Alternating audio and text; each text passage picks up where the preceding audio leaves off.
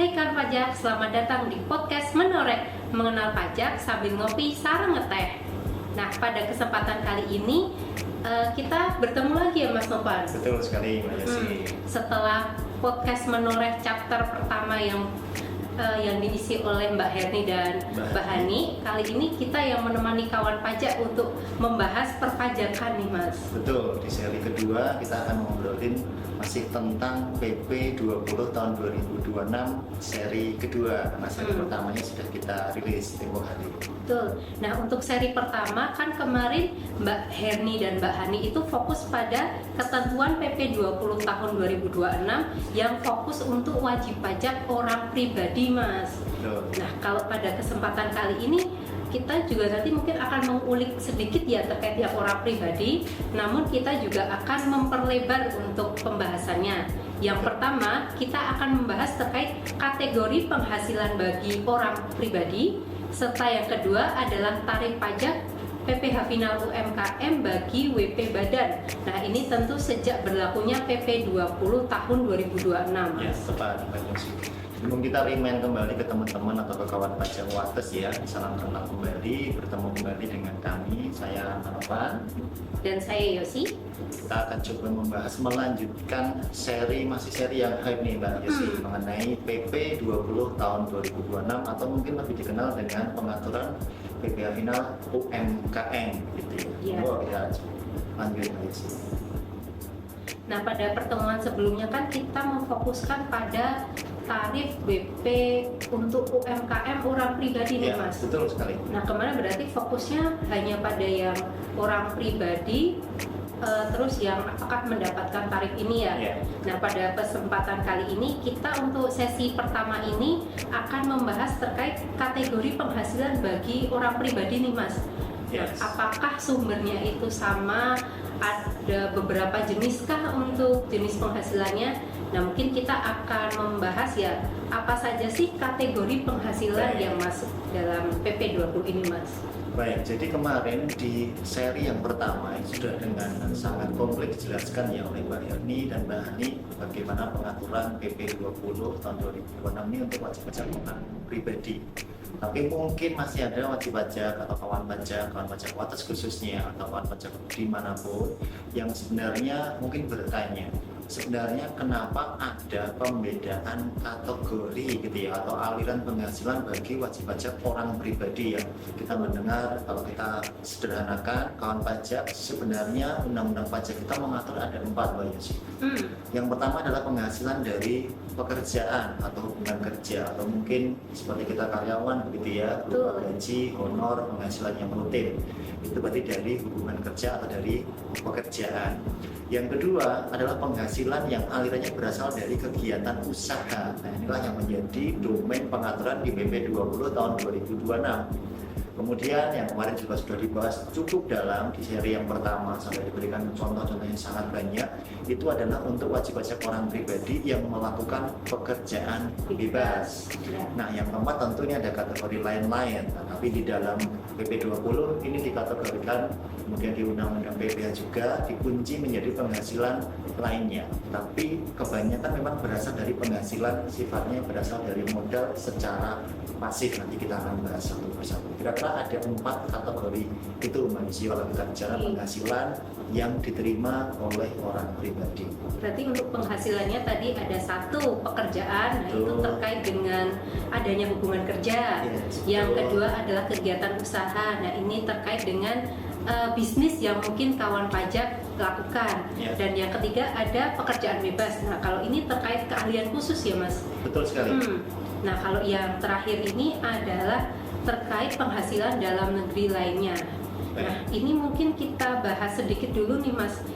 Bagaimana sih cara membedakan penghasilan dalam negeri lainnya dengan yang mungkin kegiatan usaha? Kan sama-sama dapat duit tuh. Betul. Ini menarik sekali ya kawan pajak ya Mbak Yosi ya. Kita sering mendapatkan pertanyaan baik ketika di helpdesk, melalui telepon, melalui WA chat atau mungkin teman-teman yang bertugas di kering pajak atau di KPP manapun mendapat pertanyaan serupa. Sebenarnya ketika 4 kategorisasi ini dibuat, ini memang ada celah yang harus dipertegas atau garis batasnya memang harus clear. Seringkali yang menjadi pertanyaan betul sekali.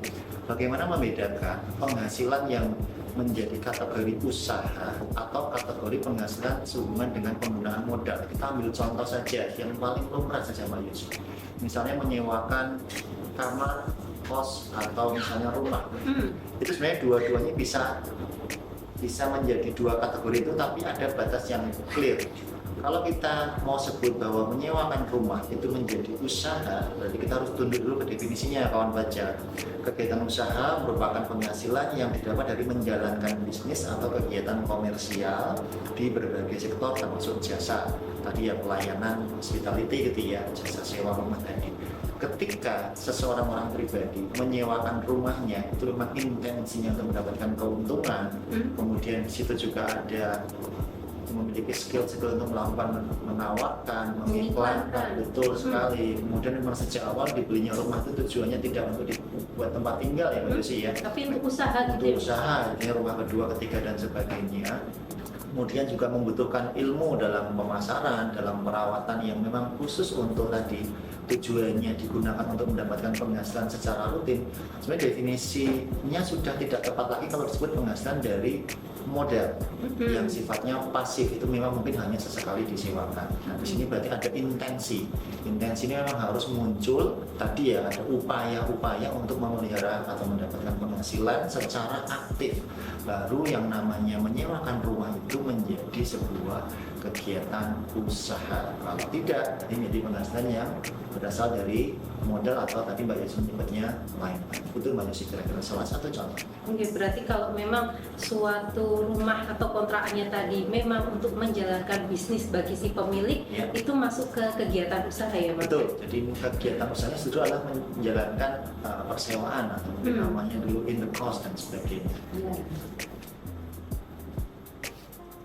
Oke, kita bisa lanjut Mbak Yesi. Nah, kita mereview sedikit ya mungkin untuk mengingatkan kawan pajak. Nah, kita akan membahas terkait siapa saja sih subjek PPh finalnya ini Mas? Baik.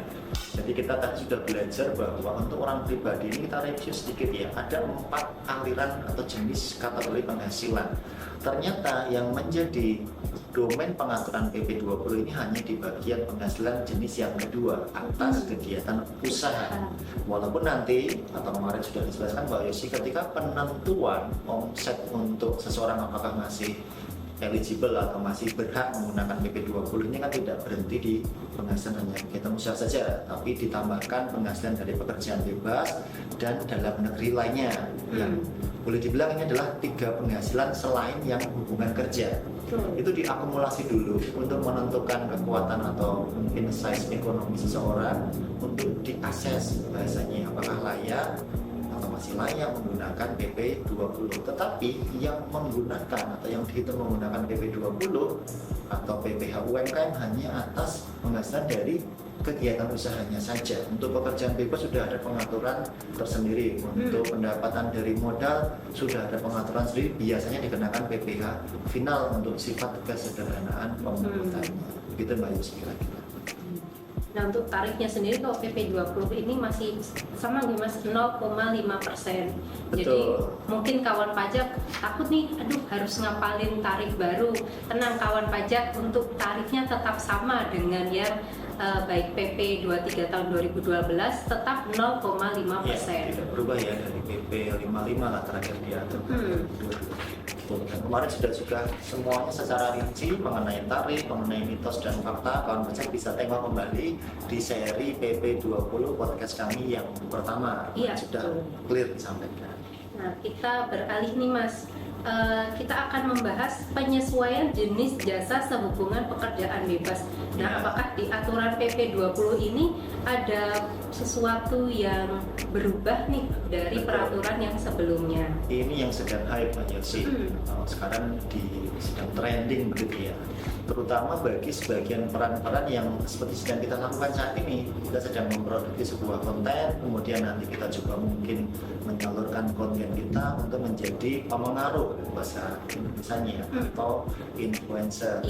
Ada teman-temannya juga, selebgram, vlogger dan sebagainya bersih. Kita lihat kembali teman-teman atau kawan pajak. di PP 20 ini sebenarnya tidak memberikan pengaturan baru. Ini boleh catat ya, tidak ada pengaturan baru mengenai pekerjaan bebas. Yang ada adalah penegasan supaya lebih jelas. Maksudnya gimana? Kita ambil contoh. Misalnya ketika teman-teman kita bisa diskusi mengenai selebgram gitu ya, kemudian blogger, influencer, sebenarnya sejak awal itu sudah masuk ke definisi pekerjaan bebas yang setara dengan seniman, musisi, kemudian MC dan sebagainya. Tapi di pengaturan di PP 55 itu belum menyebutkan, contoh-contoh itu belum diupdate. Nah, untuk menyelaraskan dengan adanya PMK 168 tahun 2023 tentang pemotongan PP pasal 21 untuk khususnya untuk yang berhubungan dengan jasa yang diberikan orang pribadi atau PP 21 itu kita pertegas di PP 20. Sekarang sudah boleh kawan pajak batas lihat ya, ketika list pekerjaan kawan pajak itu masuk di jenis pekerjaan bebas yang ada di PP 20 tahun 2026, berarti memang kawan pajak itu tidak dapat menggunakan PP 20 tahun 2026 untuk penghitungan pajaknya karena Ya, masuk ke pekerjaan bebas, tidak masuk ke usaha. Jadi memang hadirnya ini untuk mempertegas, mungkin yang dulu kok tidak tertulis ya Mbak Ya, Yusi masih ya. kayak abu-abu mungkin Mas. Betul, siapa tahu malah ada yang dulunya malah menganggap itu sebagai kegiatan usaha karena tidak melihat itu ditulis secara gamblang di peraturan pajak yang sudah ada. Nah, sekarang harusnya sudah menjadi clear begitu ya. Pekerjaan bebas termasuk blogger selebgram itu sudah ada pemotongan atau pengenaan tarif pajak tersendiri yang sejak lama memang sudah cocok untuk para terpilih. Oke, nah kita mungkin ada sedikit membahas tentang mitos atau fakta nih Mas, Ya, terkait mungkin kemarin ya. pekerjaan bebas. Nah ini apakah mitoskah? Apakah influencer itu dikenakan pajak baru? Ya, itu sebenarnya kemarin ketika kawan pajak menyimak di seri yang pertama itu di akhir podcast kami juga sudah memberikan sebuah games. Jawabannya clear ya bahwa itu adalah mitos. Jadi tidak ada pengenaan pajak baru bagi influencer. Yang ada adalah tadi yang saya jelaskan sebelumnya Mbak Yosi. Di PP 20 ini sekarang tersebut gitu ya, atau tersurat bahasanya tertulis bahwa influencer atau pemengaruh ini masuk ke kategori pekerjaan bebas seperti jenis pekerjaan bebas yang lain, seniman, dan sebagainya, pemahat dan sebagainya, yang akhirnya berarti pure menjadi domainnya pengaturan pekerjaan bebas, artinya tidak menggunakan PPh final. Itu sudah sejak lama. Sejak lama memang mereka kelompok yang tidak menggunakan pengaturan untuk atau menggunakan tarif PPh final MK. Itu bagus. Nah itu kawan pajak, berarti memang peraturan terbaru ini semakin menegaskan bahwa sebenarnya tarif pajaknya ini bukan baru tiba-tiba muncul, namun memang sudah sejak lama yang akhirnya dipertegas melalui PP 20 ini. Iya, tepat sekali Mbak Yesi. Nah terus mungkin yang menjadi pertanyaan bagi mungkin kawan-kawan yang menggunakan peraturan terbaru nih Mas, apakah pengenaannya tarif itu bagaimana ya? Apakah total penghasilan mereka mungkin dari affiliate itu akan langsung dihitung? Baik, jadi ketika kita bicara tarif untuk orang pribadi, nanti sebenarnya teman pajak bisa melihat di seri yang pertama. Di seri pertama itu sudah diberikan banyak sekali contoh yang rasanya sangat relevan bagi teman-teman atau kawan pajak semuanya.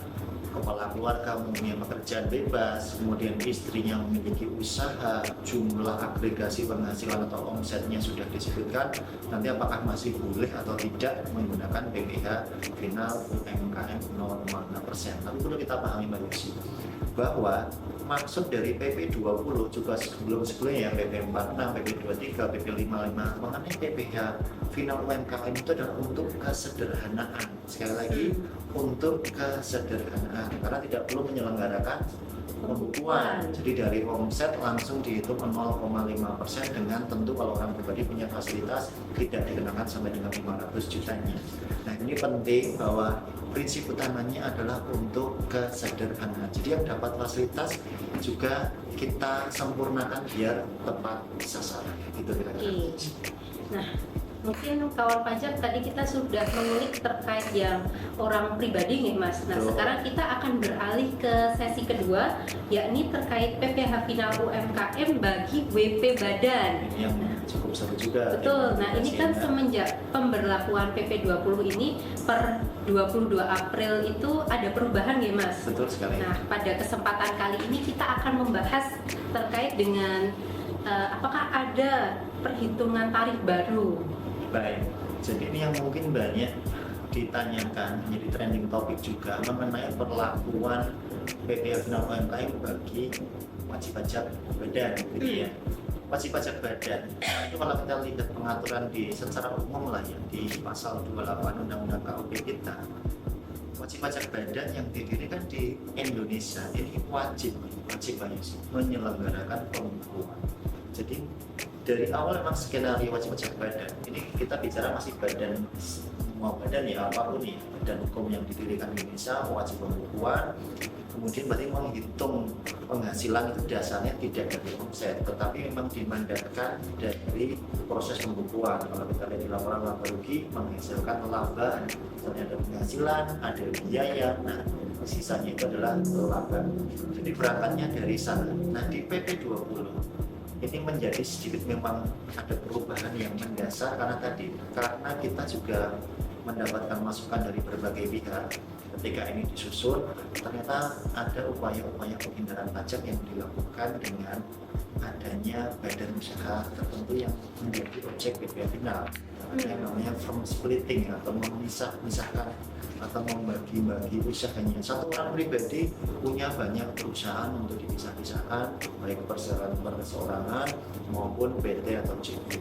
Yang sebenarnya kalau di total satu orang itu omsetnya sudah lewat Mbak Yesi. Lewat 4,8. Tapi dengan pengaturan yang lama ternyata dianggap ada celah yang dimanfaatkan sehingga masih bisa menggunakan tarif yang seharusnya tidak mereka gunakan karena mereka sudah bukan kelompok UMKM lagi. Nah, wajib pajak badan kalau kita bicara sejak 22 April Mbak Yesi, saat ini disempurnakan. Yang boleh menggunakan untuk PPh final UMKM badan adalah yang bentuknya PT, OP atau perseorangan dan koperasi. Jadi untuk CV, PT, Bumdesma itu sudah kembali ke regulasi umum karena mereka sebenarnya sudah lebih matang dari bentuk-bentuk yang tadi menggunakan pembukuan. Nanti kita akan cerita apakah serta-merta kalau tidak boleh pakai PPh final itu membayar pajaknya lebih mahal dari yang menggunakan PPh final. Kira-kira gitu Mbak Lucy. Nah berarti dari itu bisa kita rangkum deh untuk PP 20 tahun 2026 untuk tarif PPh finalnya tadi berlaku untuk pertama orang pribadi, yang kedua adalah perseorangan, dan yang ketiga adalah koperasi. Nah sebagai tambahan untuk koperasi sendiri diberikan waktu 4 tahun untuk menggunakan fasilitas ini nih Mas. Betul, yang orang pribadi dan perseorangan seperti dibahas di sesi atau di seri yang pertama itu tanpa batasan waktu, dibilang selamanya juga boleh sepanjang masih memenuhi kebutuhan di PP 20 2022. Betul sekali. Betul. Nah, sekarang kita mungkin akan, Mas, ini kan yang kemarin sempat ada pembahasan yang waduh kok jadi naik menjadi 22%. Betul, betul sekali.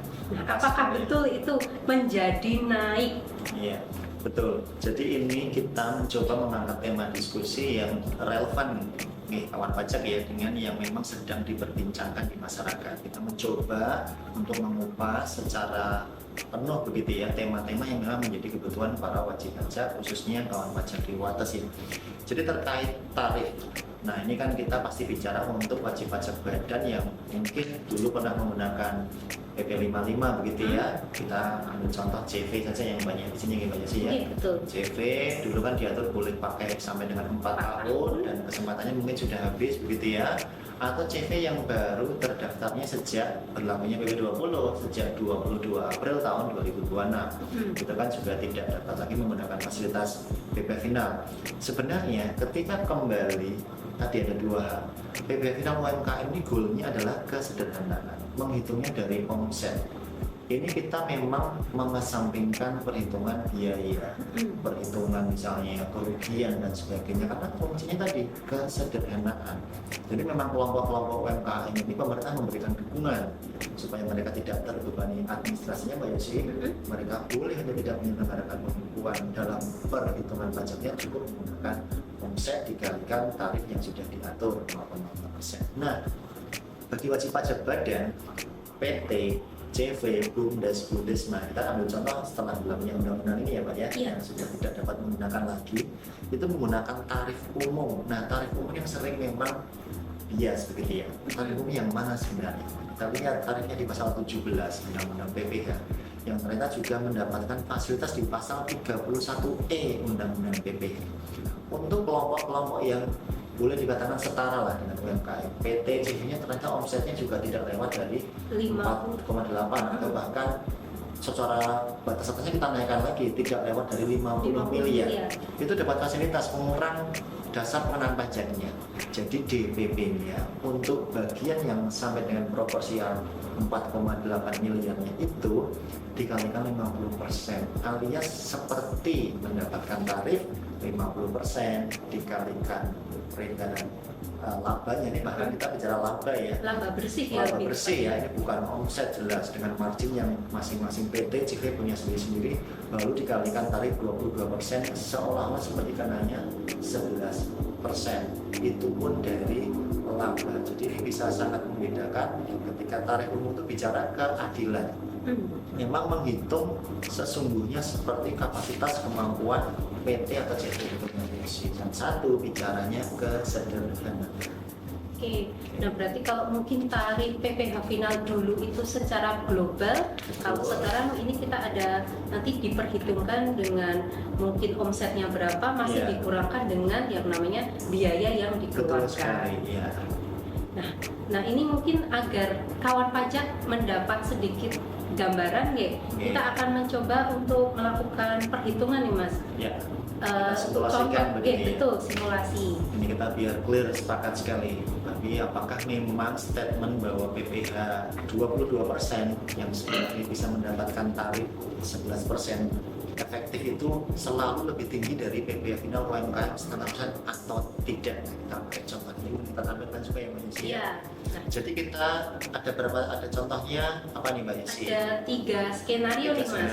Yang pertama ini skenario pertama adalah mungkin ketika si wajib pajak badan ini masih menggunakan penghitungan PPh final yang 0,5% dari omset ya. Baik. Nah, ini untuk kita lihat contohnya, ini ambil WP badan misalnya CV ya Mbak Yusi ya. CV, nah CV ini masih menggunakan 4,8 karena ternyata omsetnya baru mencapai 4 miliar nih Mas. Oke, kalau kita lihat ini data yang kita miliki, kita ambil contoh CV dengan omset, kita lihat nanti di tampilan kita tampilkan ya, omsetnya 4 miliar, kemudian ada HPP, biaya operasional, administrasi 3,84 miliar, dengan margin labanya mendapatkan 160 juta atau 4%. Kemudian ada data berikutnya Mbak Yasi, ternyata ada data kerugian tahun lalu 100 juta. Kita akan simulasikan. Jadi yang pertama apa Mbak Yosi? Yang pertama kita pakai PPh final ya. Oke, berarti ada 2 hal yang tanda petik dikesampingkan, biaya dan kerugian. Karena kita bicara langsung 0,5% dari omset. 0,5% dari 4 miliar adalah 20 juta. Jadi kalau badan usaha yang misalnya apakah memang yang dulu masih berhak atau sekarang mungkin berandai-andai, kalau masih bisa berapa ya kenanya ya, ternyata kenanya 20 juta pajak terutama yang ditanggung oleh tadi ya PT atau CV tadi. Skema yang pertama dari 0,5% kali omset 4 miliar adalah 20 juta. Skenario yang kedua kalau seperti apa Mbak? Nah, skenario kedua adalah kita sudah beralih menggunakan tarif PPh umum Mas. Tarif umum ya, pasal 17 Undang-Undang PPh, betul. Nah, tapi pada skenario kedua ini kita belum memperhitungkan kerugiannya. Oke, jadi belum memperhitungkan kompensasi kerugian. Jadi tetap berangkatnya berarti tidak dari omset yang biasa ya. Sudah berangkat dari laba bersih. Jadi labanya adalah kawan pajak bisa kita cek 160 juta. Kalau kita pakai perhitungan, ini ini kan tadi omsetnya masih tanda kutip tidak lebih 4,8 miliar. Jadi fasilitas yang tadi kami sebutkan di pasal 31 jalan ya Mbak Desi ya. Tarifnya efektifnya adalah 11%. Kalau kita hitung matematis 160 juta dikalikan 11% adalah 17,6 juta. Dari sini sudah kelihatan tadi ketika pakai PPh dan UMKM bagian ini membayar 20 juta. Tetapi ketika menggunakan ketentuan umum atau kita sederhanakan menggunakan tarif umum itu ternyata membayar itu bahkan tanpa menghitung kompensasi kerugian ya. Ini kita mengenakannya undang-undang itu adalah 17,6 juta. Jadi malah sudah terlihat lebih kecil ya Mbak Yesi. Betul. Baik, skenario berikutnya. Nah, skenario ketiga adalah perusahaan ini sudah memperhitungkan kerugian tahun lalunya, Mas. Oh baik, di undang-undang kita ini untuk mewujudkan tadi yang saya sebutkan keadilan atau representasi sesungguhnya dari keadaan ekonomi.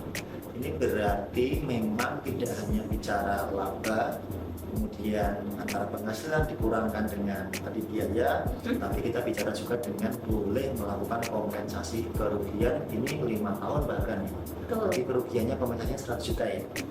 Berarti di case yang ketiga atau ini adalah case yang real sebenarnya Mbak Yusi, pengaturan di undang-undang PPh kita ketika ada PT atau CV contohnya tadi dengan omset sekian ya, kemudian laba 160 juta, ada kompensasi kerugian 100 juta.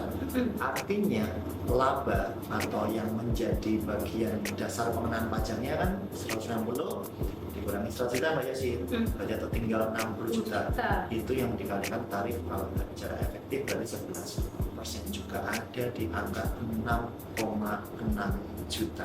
Kalau di review mana kira-kira yang lebih mahal, tanda petik lebih tinggi membayar atau mana yang lebih menunjukkan keadilan dari pemungutan sesuai tadi memang fungsi dari pengaturan PPh final tadi. Iya, nah mungkin dari PPh final itu memang lebih mudah dihitung ya Mas. Betul sekali. Namun karena kalau menggunakan tarif PPh umum itu akan terlihat lebih adil karena lebih mencerminkan bagaimana kondisi perusahaan itu yang sebenarnya. Betul sekali Mbak Yesi.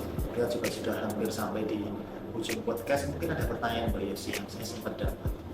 Apa ya kemarin tentang orang pribadi yang bisa tidak sih menggunakan tarif umum gitu ya Mbak Yesi, rasanya seperti itu ya. Ternyata tarif orang pribadi itu ketika memiliki hak untuk menggunakan tarif 0,5% tadi Mbak Yesi sampaikan untuk tujuan kesederhanaan. Tapi gimana Mbak Yesi kalau ternyata bisa balik bertanya, kalau ternyata yang bersangkutan saya rasanya bisa melakukan pembukuan kok, bisa menghitung dengan lebih akurat laba saya bisa mempertimbangkan kerugian saya, jadi saya mengenai pajaknya tidak dari omset lagi, itu boleh nggak sih Mbak Yesi? Boleh Mas, namun perubahannya nggak bisa 2026 nggak langsung berubah ya. Jadi dilakukan sampai akhir tahun dulu. Nah harus ngapain dulu banyak sih orang pribadi itu? Untuk orang pribadi ya untuk 2000, katakan 2026 gitu. 2026-nya ini masih menggunakan perhitungan PPh UMKM yang lama. Nah, nanti ketika masa akhir pajak di 2026, wajib pajak harus menyampaikan penggantian mekanisme perhitungannya, yakni mengubah menjadi PPh umum. Jadi pemberitahuan penggunaan atau dikenakan ketentuan umum begitu ya. Ini beda ya teman-teman dengan NPPN ya, penggunaan norma. Kalau norma itu hanya pemberitahuan akan menggunakan norma, itu kan di 3 bulan pertama masa pajak. Kalau ini yang dijelaskan tadi berarti pemberitahuan penggunaan atau mau menggunakan ketentuan umum. Jadi boleh bilang saya tidak mau pakai PPh dan UMKM lagi karena saya sudah bisa ngitung, sudah lebih maju pembukuannya, saya ingin ngitung yang real menggunakan tadi ya tarif umum, yang ternyata kalau kita lihat di komparasi soal tadi bisa jadi malah lebih rendah dari itu. Jadi ini pilihan yang memang diberikan, satunya kemudahan, kesederhanaan, satunya adalah mengenai keadilan perhitungan sesuai dengan keadaan sesungguhnya. Rasanya sudah cukup banyak nih Mbak Yesi yang kita bungkus di seri yang kedua ini. Nah, ini mungkin sudah menuju akhir dari podcast kita kali ini. Nah, tentu saja untuk penggunaan seperti yang terakhir tadi, penggunaan tarif itu dikembalikan lagi kepada kawan pajak. Mungkin apabila yang ingin tetap sesuai dengan peraturan diperbolehkan, namun apabila ingin merubah karena lebih sesuai, bisa menjadi tarif PPh umum itu juga diperbolehkan. Ya, mungkin closing dari saya Mbak Lisa katanya, ketika orang pribadi yang tadi sudah berpindah begitu ya dari PPh final, sebenarnya kan walaupun tanpa batas waktu ya akan pajak ya, tapi merasa sudah yakin bisa menghitung menggunakan pembukuan, ini tidak boleh kembali lagi ke PPh final. Jangan lupa tidak bolak-balik seperti di PP 46 yang dulu, sekarang sudah dikunci. Ini seperti wajib pajak UMKM ini kan sedang dalam menggunakan tadi ya yang tarif umum, maka yang bersangkutan tidak dapat kembali menggunakan PPh final, tapi seterusnya pakai ketentuan umum.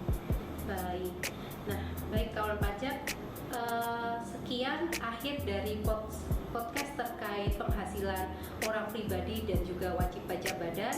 Nah mungkin kita akan bertemu pada kesempatan lain lagi.